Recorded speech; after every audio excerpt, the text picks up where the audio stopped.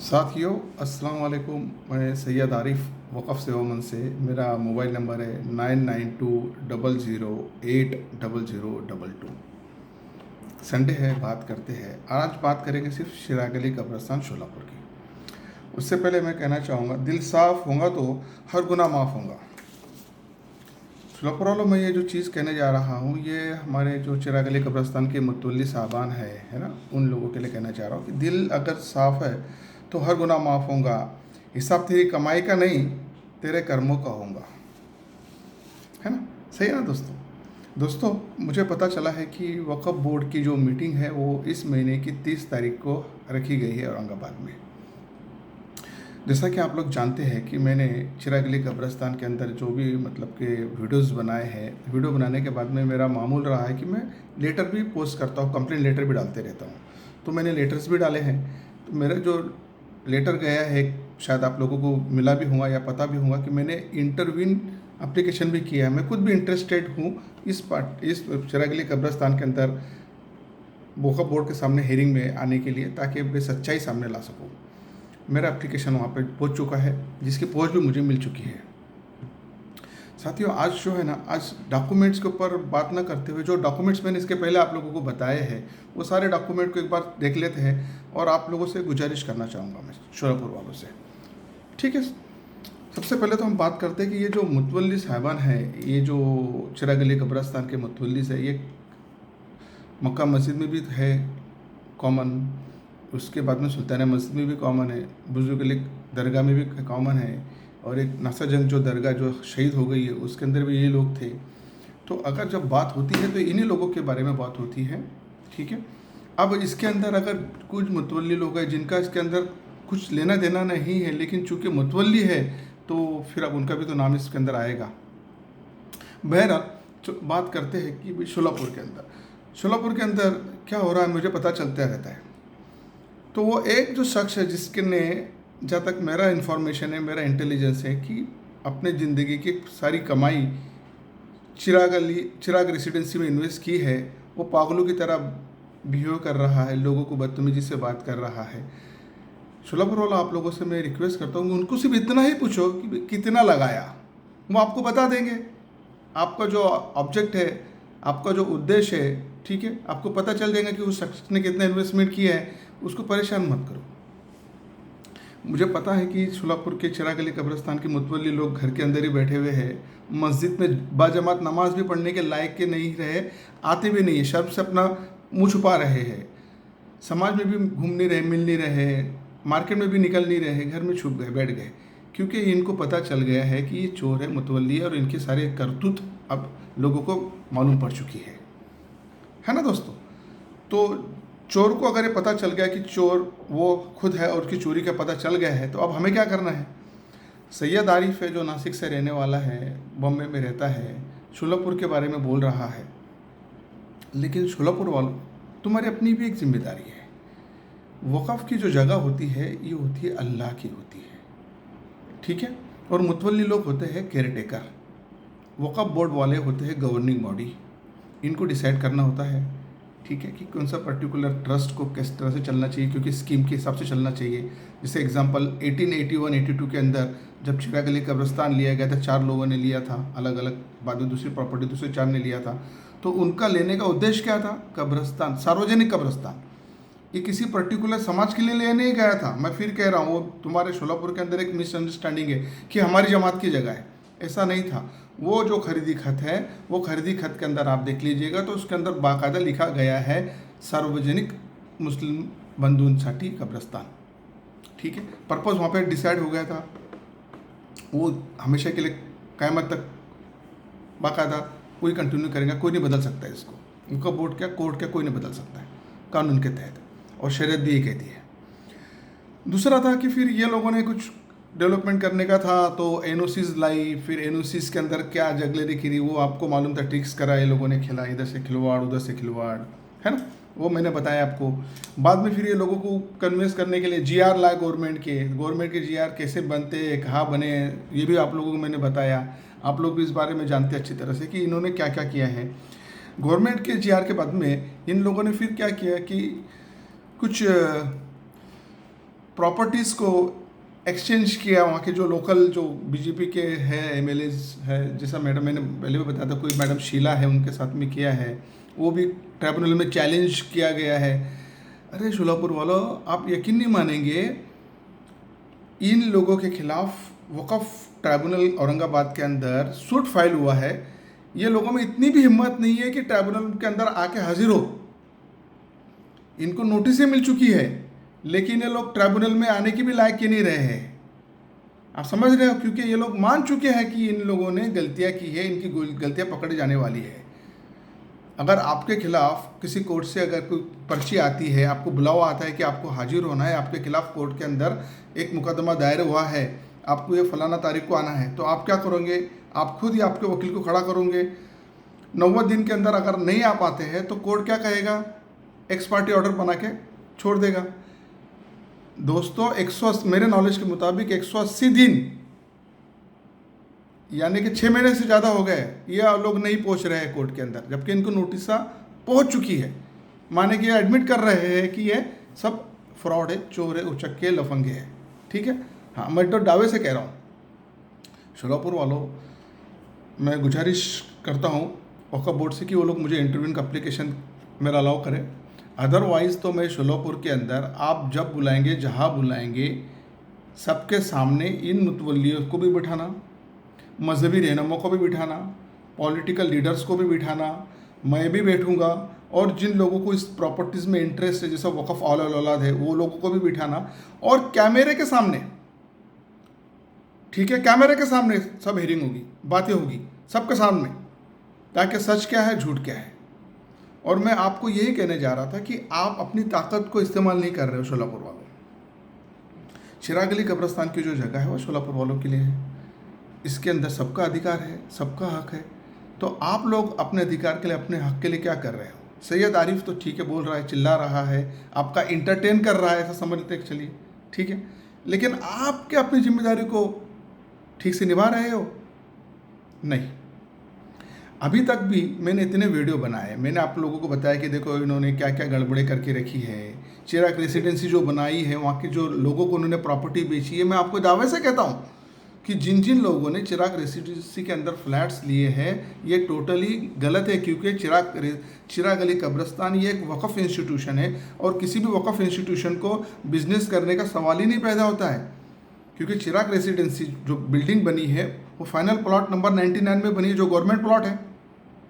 अब जब government plot है, उसके ऊपर कोई वक़फ़ इंस्टीट्यूशन बिल्डिंग कैसे बना के बेच सकता है? सवाल तो यहाँ से शुरू होता है। ठीक है, अब चलो ठीक है कि माना हमने कि उनके पास में एनओसी थी, चलो ठीक है, वो एनओसी कितनी सही थी कितनी गलत थी आपको मैंने बताया था, लेकिन इन्होंने जब बेचा उस वक्त वक़फ़ एक्ट कानून इनको इजाज़त देता है? नहीं दे रहा था, मैंने आपको बताया था। 2012 के अंदर ऑनरेबल सुप्रीम कोर्ट का जजमेंट मैंने आपको बताया था कि एड इंटीरियम रिलीफ वहाँ पर मौजूद है कि एलिनेट नहीं कर सकते हैं। ठीक है, तो इसके बाद में क्या होगा कि वो चिराग रेसिडेंसी के अंदर जिन जिन लोगों ने अपना मेहनत का पैसा इन्वेस्टमेंट किया है, वो लोग का क्या होगा? उनका ओनरशिप जो रहेगा डेफिनेटली वक़फ़ बोर्ड के पास चला जाएगा, क्योंकि बिल्डिंग जो है अगर ये प्रूव हो जाती है कि चिराग रेसिडेंसी जो बनी है चिराग अली कब्रिस्तान ने बनाई है, मेरे पास सेल डेट भी आपको भी पता है, तो वो प्रॉपर्टी किसकी होगी? चिराग अली कब्रिस्तान की होगी। चिराग अली कब्रिस्तान का वक़फ़ इंस्टीट्यूशन है, तो डेफिनेटली प्रॉपर्टी कहाँ जाएगी? ओनरशिप बोर्ड के पास जाएंगी। अब जब बोर्ड के पास में ओनरशिप तुमने जो खरीदी थी वो चली जाएंगी, तो आप क्या होगे? एक टेनेंट हो गए। आपको आज की तारीख में रेडी रेकनर के हिसाब से रेंट देना होगा। तो आप ये सब चीज़ों को समझो, ठीक है, क्योंकि मैं नहीं कह रहा हूँ, ये सब रिकॉर्ड के ऊपर है। और आपको साथ में है ना, ये ट्रिक्स करते थे, ये लोग चालाकियाँ करते थे। इन्होंने क्या किया? पहले मजहबी रहनुमाओं को अपने फेवर में करने के लिए इनको बिरयानी खिलाई, और बेचारे शरीफ लोगों को तो पता भी नहीं होता कि क्या हकीकत है, क्या नहीं, क्या हो रहा है। उनको बिरयानी खिलाई, वो बेचारे आए, अटेंड करे, चले गए, और समझे कि नहीं वो शरीफ लोग, सच्चे लोग, अच्छे लोग हैं, चले गए। अब लेकिन वक्त आ गया शोलापुर के लोगों, मैं आप लोगों से बता रहा हूँ कि जो हमारे मजहबी रहनुमा है उनको भी बताओ, क्योंकि वक़फ़ की प्रॉपर्टी है, ये अल्लाह की प्रॉपर्टी है, और हर मजहबी रहनुमा जो इस्लाम के बारे में हमसे ज़्यादा जानता है उसको ये बात करना बहुत ज़रूरी है, लाजमी है, मैं समझता हूँ। उसको आवाज़ उठाना है कि यस, अगर ये हमने जो सुना है, हमने जो देखा है, हमें जो मालूमात है, अगर वो सही है तो ये गलत है। और हर इंसान को बोलने का अधिकार है, बोलना चाहिए, लेकिन कायदे के दायरे के अंदर, जैसा मैं बोल रहा हूँ। तो मैं कुछ उम्मीद करता हूँ शोलापुर के मजहबी रहनुमा उन लोगों से भी कि आप भी एक कम से कम जुम्मा के लिए, जुम्मा के जो खुतबा आप देते हो तो उसके अंदर कहो कि साथियों ये अगर गलत है तो गलत है, मानो इस बात को, और एक आपकी जो आवाज़ उठेगी वो वक्फ बोर्ड के ऊपर एक प्रेशर बनकर आएगी। आप समझ रहे हो मेरी बात?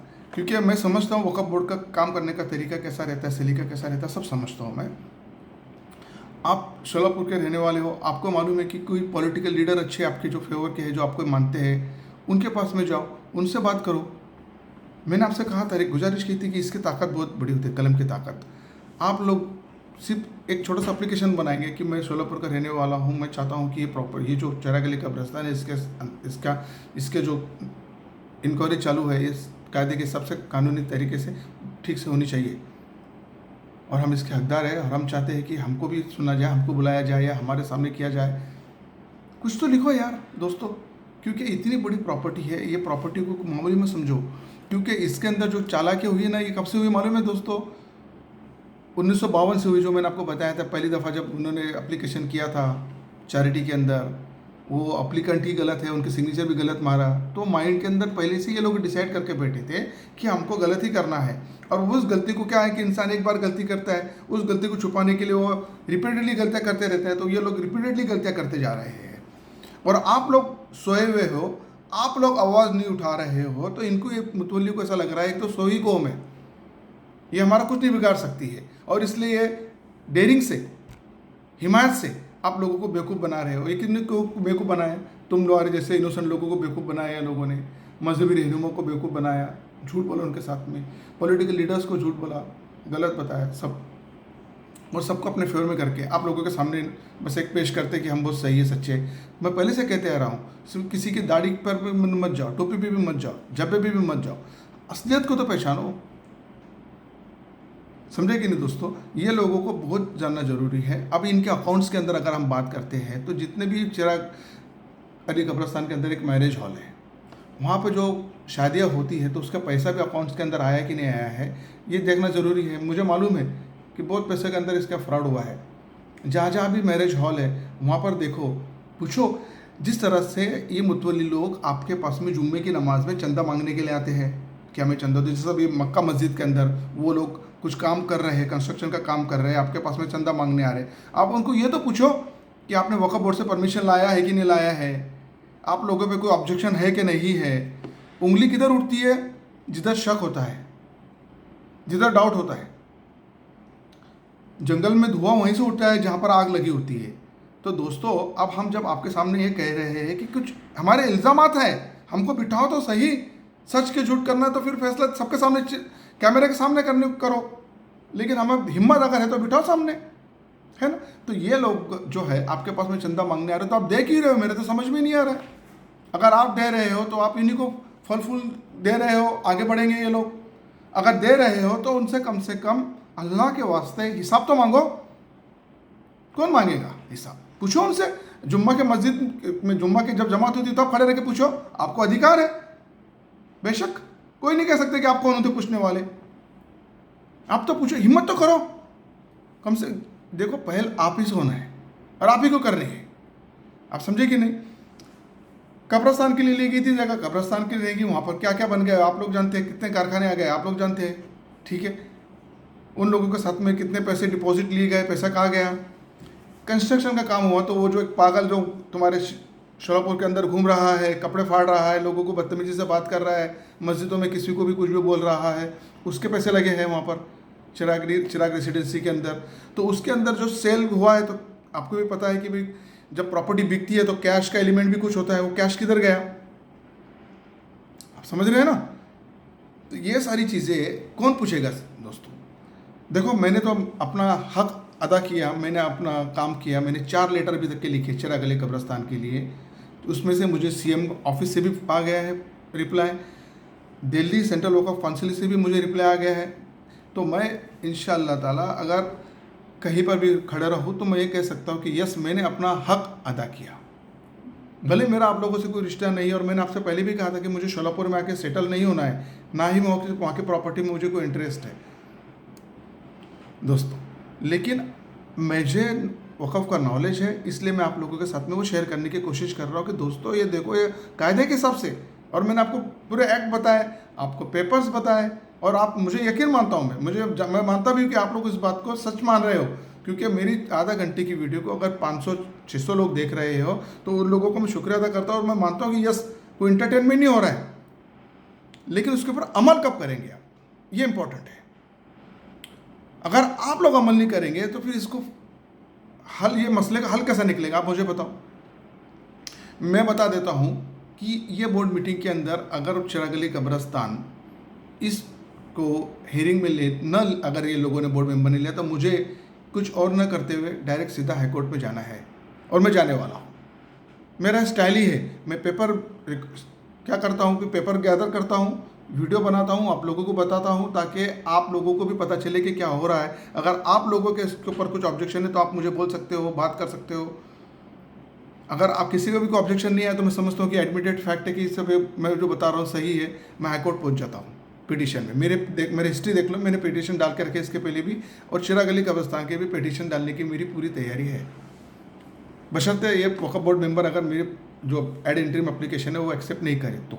अगर वो कर लेते हैं तो फिर मैं यहीं से बात करना शुरू करूँगा, ठीक है।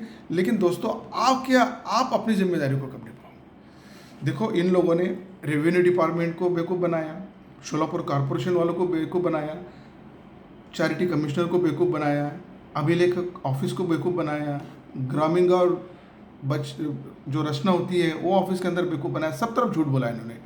तो अब क्या होगा कि ये लोग जो अधिकारी है, ये लोग भी इनकी ट्रिक्स में फंस गए हैं, तो ये लोगों को भी अभी क्या है कि इसका अंजाम भुगतना है।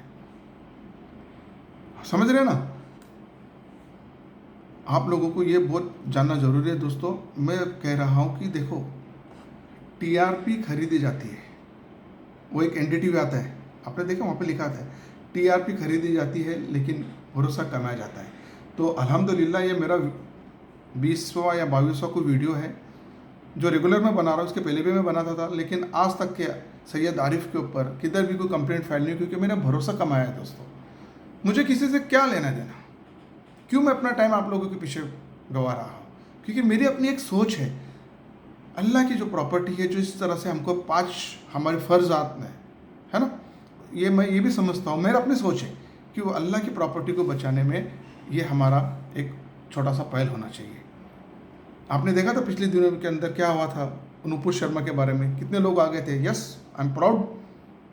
वैसा ही दोस्तों, अल्लाह की प्रॉपर्टी बचाने के लिए मैं ही नहीं कहूँगा कि आप रास्ते पर आओ, कभी नहीं कहूँगा, ना मैंने कहा है ना मैं कहने जाऊँगा, लेकिन आपसे गुजारिश करूँगा कि पेन तो उठाओ। क्या जवाब दोगे आप अल्लाह ताला का, मुझे बताओ। शोलापुर वालों से मैं बात कर रहा हूँ। शोलापुर वालों, अगर अल्लाह ताला के पास में क़यामत के दिन सवालात होंगे और आपसे पूछा जाएगा कि चूँकि आप शोलापुर के थे और चिराग अली कब्रिस्तान की प्रॉपर्टी जो मेरी थी, आपने बचाने के लिए क्या कहा, क्या किया, क्या कहोगे आप उस वक्त।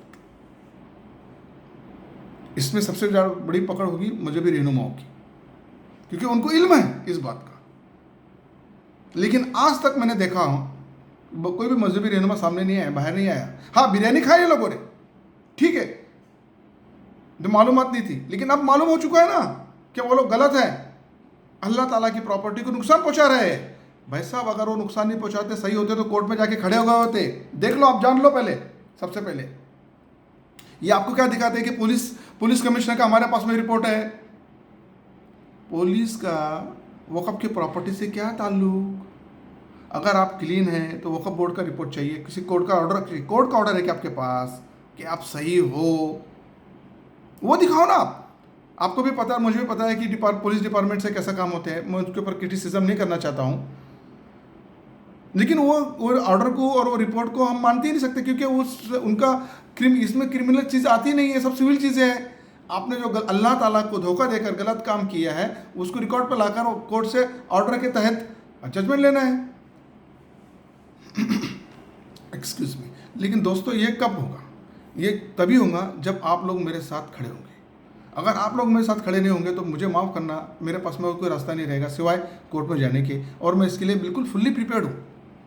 बिल्कुल, आप मेरी हिस्ट्री देख लीजिएगा, मैं कभी भी कतई भी मतलब के दिरंगाई नहीं करता हूँ, बिल्कुल, क्योंकि दूसरी सोच ही नहीं है, एक ही सोच है, वक़्फ़ की प्रॉपर्टी को बचाना है, बस।